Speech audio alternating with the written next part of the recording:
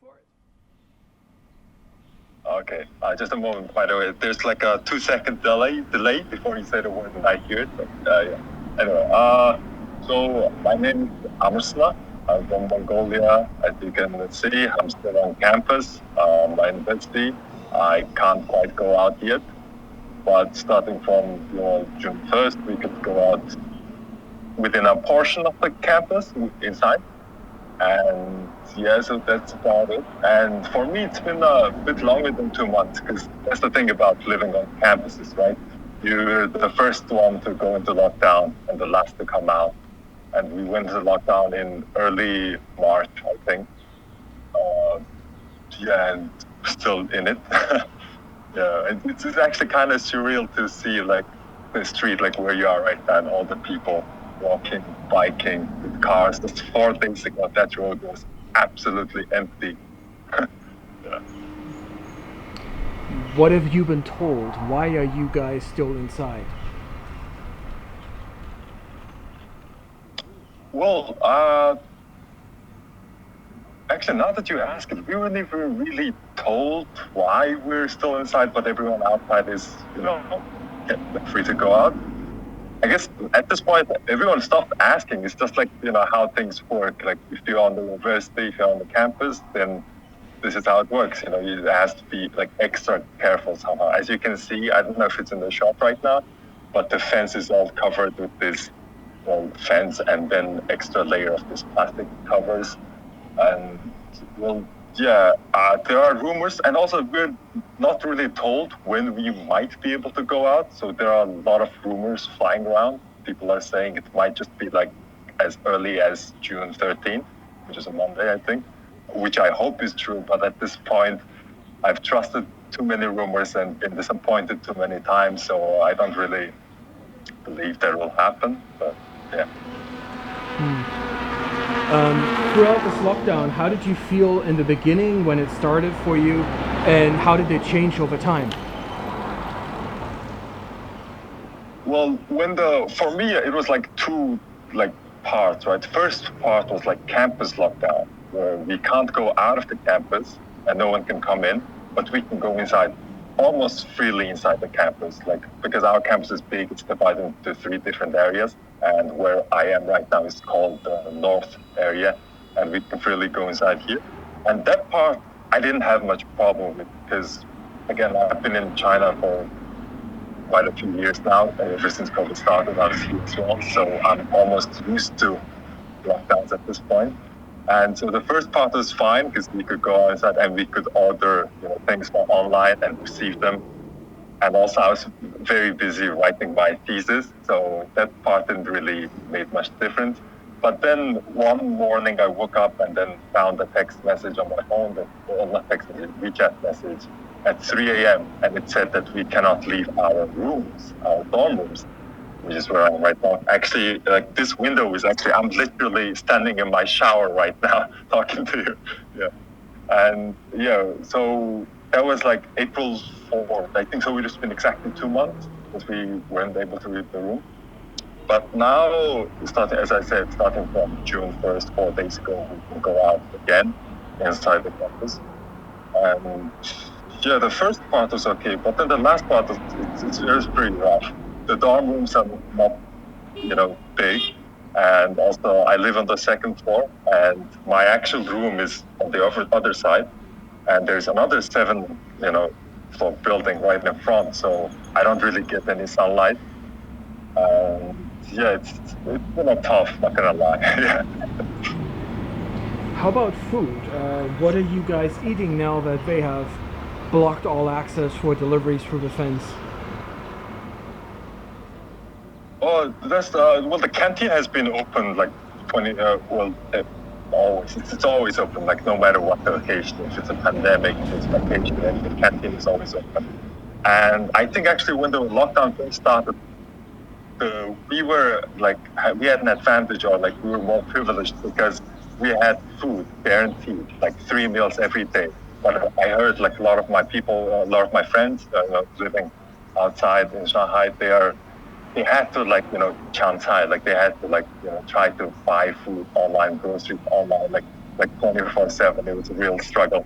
But we didn't have that problem at all. Our food was guaranteed. Granted, there was no choice at all. We were just eating what you were given. And for almost 1 month, like almost entirety of April, we were not charged for food at all. It was completely free. And it was delivered to the door by the volunteers who were like dressed in the protective equipment and everything. So yeah, it was like the movement was very minimized. Yeah, and yeah, food has never been a problem. Only like there was food, there was no choice, but there was always food. Yeah. So what do you miss most, Vanel? What do you want to do first when you get out? Actually, this is a very I don't know what's the word, anticlimactic answer. But the first thing I'm gonna do is like buy more stuff, like buy stuff, because I think because that's the fact, right? The policy hasn't changed. This is just for me, it's a temporary opening. It wasn't a temporary lockdown, but it's a temporary opening. So I need to be ready for the next one. Because this one, I was caught off guard. I didn't have anything. Like I literally had just 2 bottles of beer and nothing else in my room when it first started. So that was quite rough. And yeah, so the first thing I'm gonna do is just buy a lot of stuff. Right now, actually, they're starting to let in quieties, like not like my delivery food, but like quieties with things you order from online on Taobao or other platforms like that. So I received one so far. It's a bit slow, but that's understandable, I think, at first. So yeah, and during the heyday of the quarantine, so to speak, I actually created a group for all these buildings you see. Like these buildings are for international students, and there were about 250, 260 people at first in March. And I created a group for like all of us where we can exchange, food or other stuff that we had, because we needed something like that, really. And well, that I think worked very well. But now, like a lot of the students have left. Mostly some Korean students went back to home, and also some students went back to the US, to Europe, etc. So now we're down to like 120, 30 people, I think.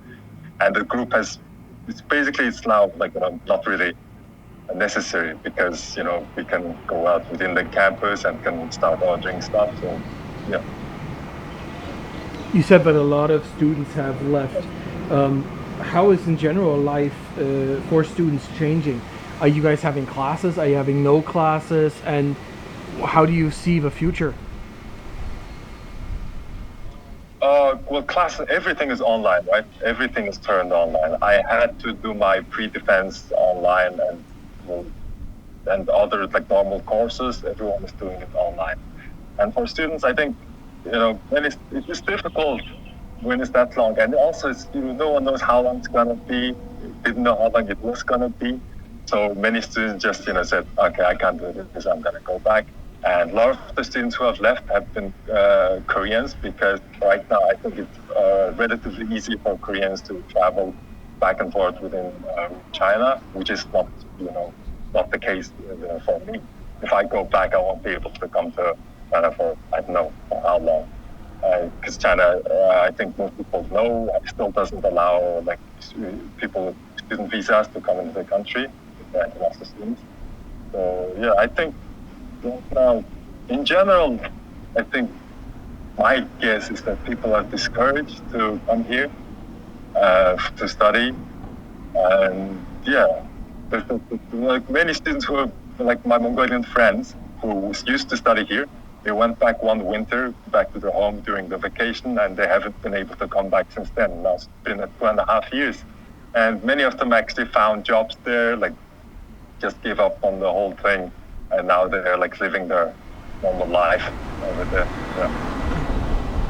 How have your plans for after your thesis is defended changed, or are they the same? For me, they haven't really changed. I applied for a PhD also in China, but not in Shanghai, in Nanjing, the nearby city. And well, I think that's still the plan. Yeah. So for me, there wasn't really any big changes. But I had friends who were supposed to go to a PhD in Beijing, but this fall. but the lockdown was just too much, and also there were other reasons, I'm sure, and they just went back home to Europe. And so, if they are not able to come back here in the fall, then I guess they'll have to start their PhD online. So, yeah, it's a tough decisions to make. Yeah. I had a couple of communications with other students here, and it seemed like that a lot of people were particularly unhappy with the communication between university and students. How do you feel about that? I think, well, I completely understand why the students were unhappy. I was unhappy too. That's why I created that group. And the reason why I needed to create that group was because we actually had a group like that with all the international students on campus and all the relevant teachers, like teachers who are like who we call Liuban teachers, which is all for like international student affairs office, something like that, and who were like in charge of us, and also people who were in charge of the dorms, etc. But then they got rid of that group as soon as the lockdown started, because there are always going to be things that you need to complain about, or just to give feedback on, like what you're unsatisfied about. But when that happens in a group, other students join in, and it's like too much, almost to the level of spam. So from the how to say point of view of the people who are in charge, people who are regulating, it makes sense to like divide, right? So now when they got rid of that big group, and then they created a group for every single building. So for example, the one I'm standing in right now is building number 9, and we have in total 12 buildings. Yeah, so but it's like, in every building there's only like 10, 20 people, so it's difficult to get any information. And even when there are cases happening, like positive cases on campus, we would usually get notified about that like a day or two later. So it was just, I just felt like I needed to create that group so that communication would become easier. But now I think it's getting better. Like, for example, one thing that many students have been unsatisfied about, myself included, is the laundry situation, because our laundry machines are in the basement, and we have not been allowed to use them since the dorm lockdown started in early April. And today is actually the day when they first allowed us to use it, because yesterday one of our friends who was also an international student, she complained about the situation and said that she's representing all the international students here, that we want the access to this. There's no reason really right now to forbid us from using it, and so they allowed us to use it again. So it still works. So that kind of communication is very much necessary, and it would be even more effective if there are larger groups where a lot of the more students can make themselves heard. Yeah, absolutely.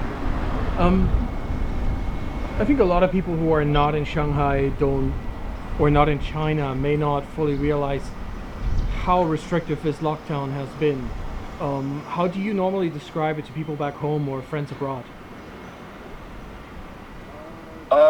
It's actually, I don't know, to my friends, like people who are my age, friends from high school or something, when I talk to them who are in Mongolia, it's hard to describe, because I think honestly most of the time they don't really believe me, especially if they don't read English and don't read other media, and it's not really portrayed that much in Mongolian news anyway. So when I describe many of the things happening here, like how we don't have access to anything, how I haven't left my tennis court in the room for almost 2 months, I think many of them probably think I'm exaggerating. But then when I talk to, for example, my parents, who are in their 50s now, and who have been educated in the old Soviet Union, they kind of, it's almost like anticlimactic to complain to them, because they're like, oh, that's just that's normal, that's just part of life, So yeah, the responses are weird, it's different.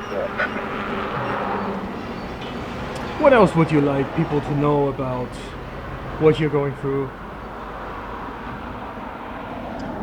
Honestly, especially for people who are living in China, in different places inside China, I honestly I would have advice, which is just to bulk buy stuff, start stocking up on all the necessities, not just food, but also other stuff I don't know, toilet paper, or masks, or I don't know, anything, all the things that you might need if you don't have access to anything. Because life in China in general is very convenient with this online shopping and everything. But we're very used to it, and then suddenly that access, disappears, and then you find yourself on hot water. Like, so really need to be prepared for that. Yeah. That's all I want to say. Yeah, I think you're right. It's the change that makes for the biggest shock, right? Yeah. Well, it was very nice to talk to you, and I hope you're getting out soon. Yeah, I hope so too. hope I can meet you and all my other friends outside this fence. Yeah. That would be lovely. Thank you. Thank you. Bye.